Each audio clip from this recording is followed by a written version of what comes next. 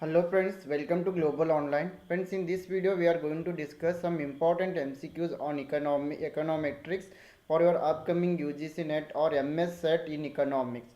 So friends, if you are preparing for UGC NET or MS set in economics, this video is very helpful for you because econometrics from econometrics unit also you may get 8 to 10 questions. So these MCQs are very helpful.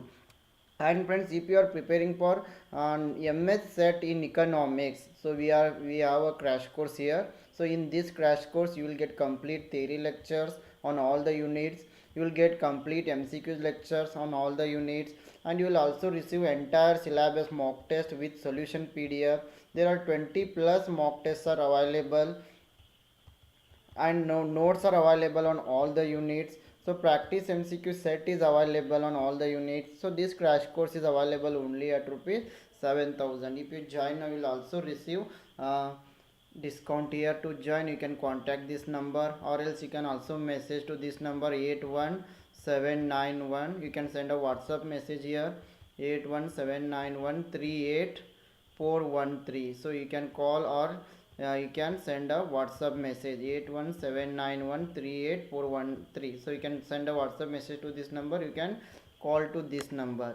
And also you can download global online app from the Play Store. You can access the materials here.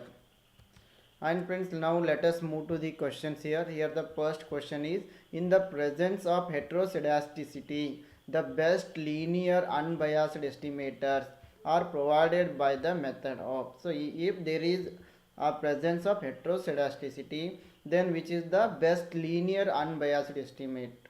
So option A, maximum likelihood estimator. Option B, OLS. Option B, indirect least square method. Option C, weighted least square method. So in the presence of heteroscedasticity, the best linear unbiased estimator are provided by the method of here weighted least square. So option D, weighted least square is the right answer. So let us see what do we mean by weighted least square. So it is also known as WLS, and it is also known as weighted linear regression also. It is a generalization of ordinary least squares and linear regression in which knowledge of the variance of observations is incorporated into the regression. As this line you must remember, in WLS we are going to make a generalization of least squares and also linear regression where knowledge of variance is incorporated into the regression model. And WS is also specialization of generalized least squares. So here the right answer is option D, weighted least square. So the next question is, which one of the following statistical technique could be used to assess the impact of change in input use on crop yield? Option A, correlation coefficient. Option B, standard deviation. Option C, coefficient of variation. Option D, regression. So statistical technique could be used to assess the impact of change in input use on crop yield. So here the right answer is, for this we are going to use regression model. So option D, regression is the correct answer. And I hope you know about the regression model. Regression, it is a statistical method used in finance, in investing, and in some other sections. Here we are going to determine the strength and character of the relationship between dependent variable and a series of other variables, means independent variables. So in regression model we are going to find the strength and character of the relationship between dependent variable and independent variables. Here in this question we are going to study the impact of change in input on output. So here we are building a relationship between inputs used and output produced. So here the right answer is option D, regression. So I hope you are clear about the regression. So let us move to the next question. The question number 3 is, optimization of a function with one constraint can be solved through option A, linear programming. Option B, integration method. Option C, input output model. Option D, Lagrangian model. So here optimization of a function with one constraint can be solved through option D, Lagrangian model. So option D is the right answer. So in mathematical optimization, the method of Lagrange multipliers, it is a strategy for finding the local maxima and minima of a function which is subject to equality constraints. So please remember, in Lagrange model we are going to calculate maxima and minima of a function. So question number 4, match the functions in list 1 with the rules of differentiation in list 2. So you, for to solve this question, you must know about the rules of differentiation. So there are various rules are there, and here list 1 shows various functions, and list 2 shows rules of differentiation. So here exponential function, product rule, quotient rule, and addition rule. In this side functions are given. So here the right answer is option B is correct here. So A is 4, y is equal to 2x square plus 3x raised to 8. So it is known as the product function, product rule. Then y is equal to e raised to x raised to 2. So this is the exponential function. Then y is equal to x3 plus 3 into bracket 2x square minus 3x cube. So this is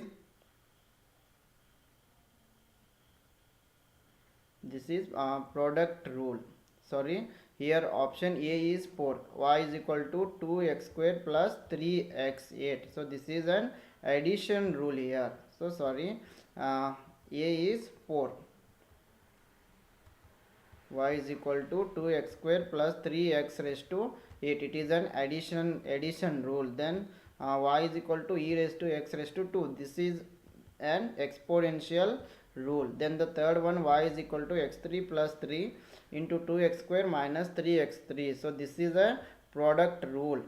And y is equal to x minus 1 divided by x plus 1. This is quotient rule. So here option B is correct. The next question is the value of Durbin-Watson D statistics. Option A ranges from -1 to +1. Option B ranges from 0 to 1. Option C ranges from minus alpha to plus alpha.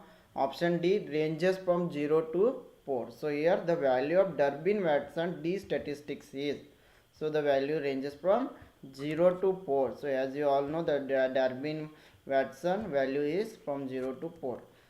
So the Durbin-Watson statistics, it is a test for autocorrelation in a regression model. So please remember, Durbin-Watson test is used to test the autocorrelation, and the range is 0 to 4.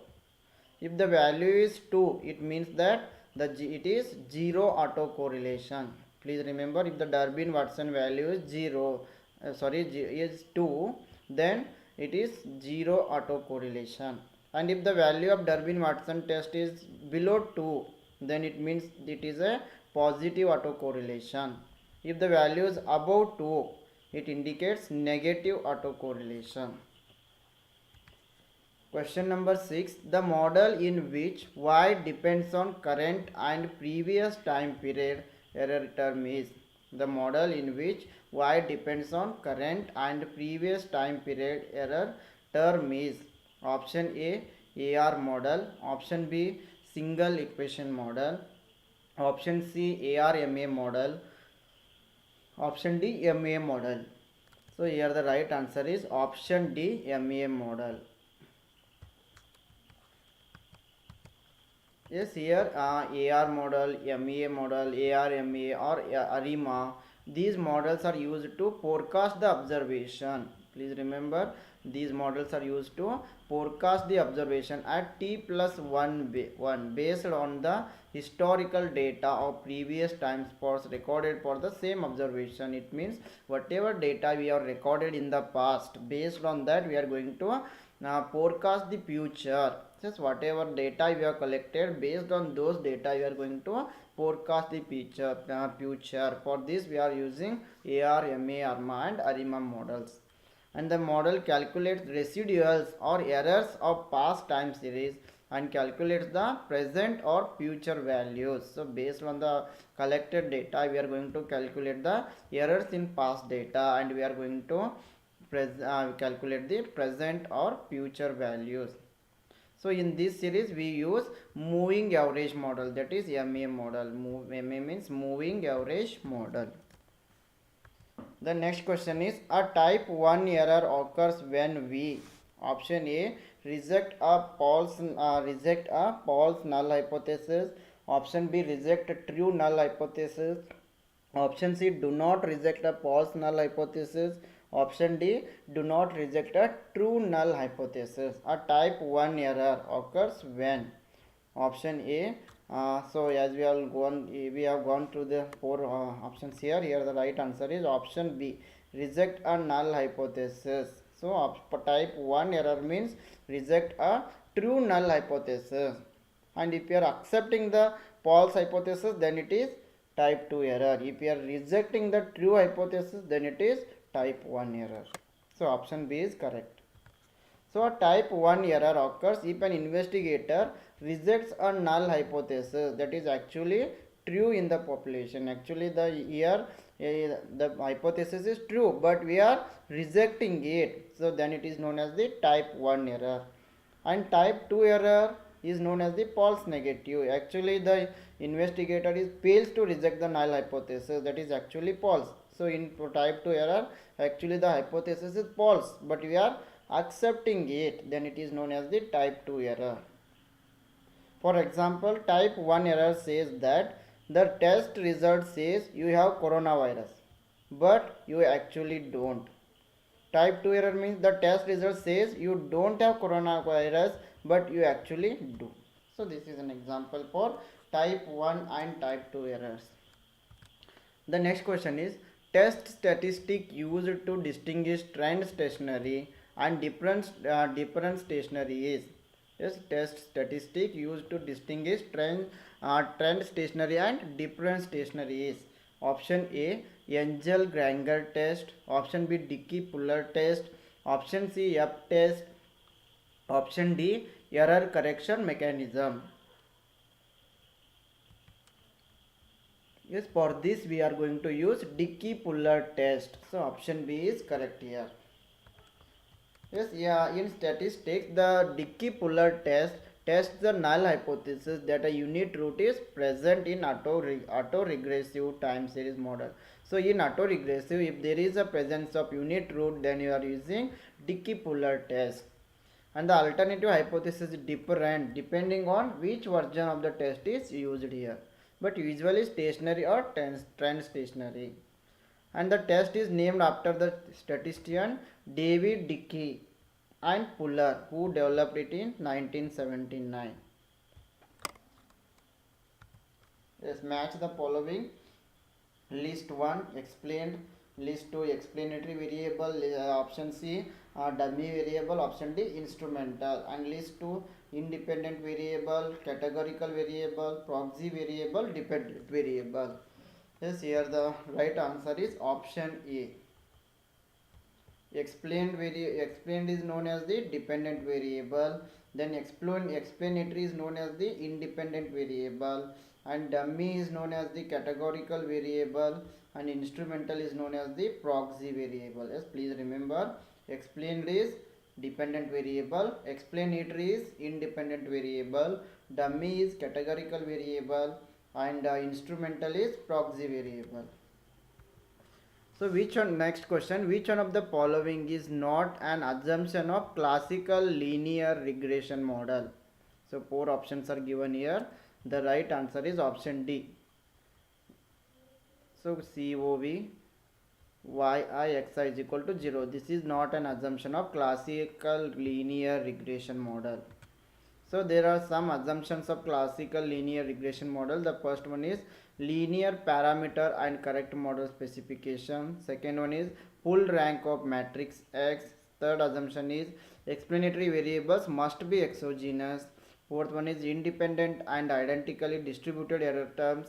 Fifth one is normal distribution error terms in population. These are the some other assumptions of classical linear regression model.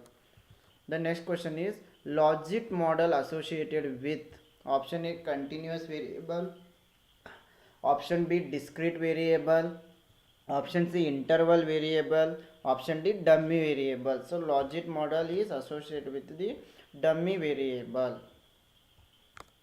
So dummy variable means it is a numerical value variable that represents categorical data such as gender, race, political affiliation, its marital status, etc.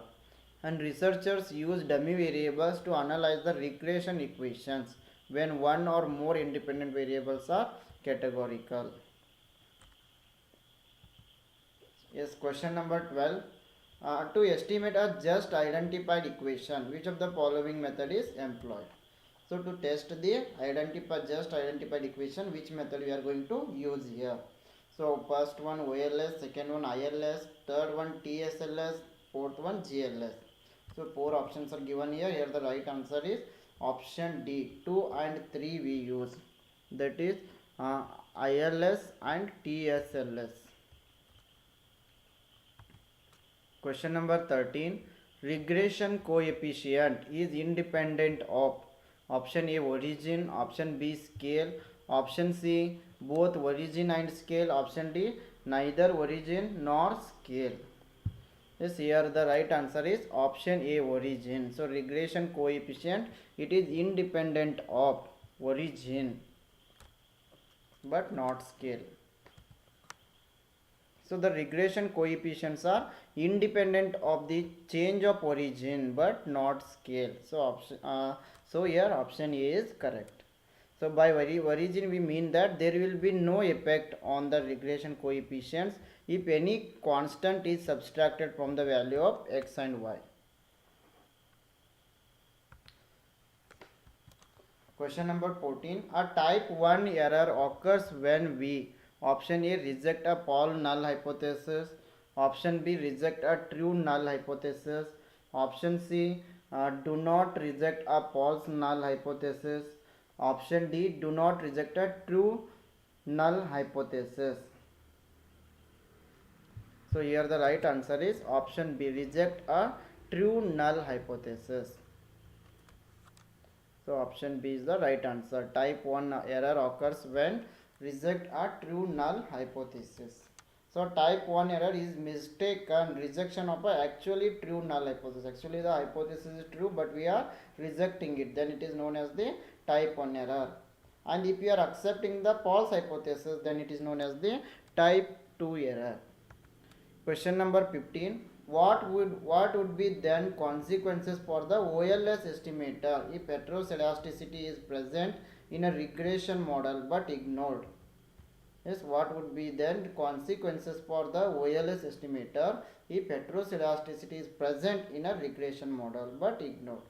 Option A, it will be ignored. Option B, it will be inconsistent. Option C, it will be inefficient. Option D, all A, C and B are true.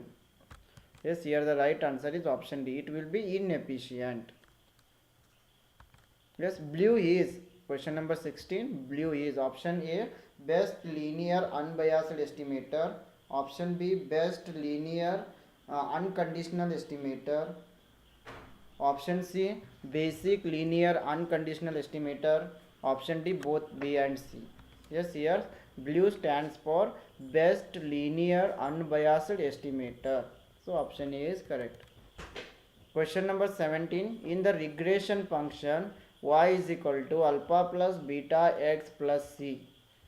Option A, x is the regressor. Option B, y is the regressor. Option C, x is the regressant. Option D, none of these.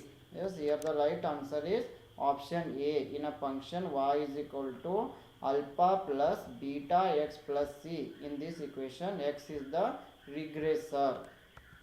So question number 18. Data on one or more variables collected at a given point of time. Option A, panel data. Option B, time series data. Option C, pooled data. Option D, cross sectional data. So here the right answer is option D, cross sectional data. So cross sectional data are the result of a data collection carried out at a single point in time on statistical unit. So with cross sectional data we are not interested in the change of data over time, but in the current valid opinion of the respondents about a question in a survey. So in cross sectional data we are going to collect the data for only one time. Question number 19, match the following. Here heteroscedasticity, autocorrelation, multicollinearity, structural break, and list to VIF, Chow test, White test and BP test. So here the right answer is option A. Heteroscedasticity is related to White test. Then autocorrelation is related to BP test. Then multicollinearity is related to VIF. Then structural break is related to Chow test. So option A is correct. Question number 20. The violation of the assumption of constant variance of the residual is known as. Yes, the violation of the assumption of constant variance of the residual is known as option A heteroscedasticity, option B multicollinearity, option C homoscedasticity, option D autocorrelation. Yes, here the right answer is option A heteroscedasticity. Yes, heteroscedasticity refers to the error variance or dependence of scattering within a minimum of one independent variable with a particular sample. Okay friends, this is about today's session, and if you are preparing for MS Set Economics 2022, here we have a crash course for you. In this crash course you will get complete theory lectures, complete MCQ lectures, entire syllabus, 20 plus mock tests are available with solution PDF. You will get notes on all the units, practice MCQ set is available. This crash course is available only at rupees 7,000. If you want to join, you can contact this number, or else you can also download our global online app from Play Store. Yes, I wish all the best to all. Thank you.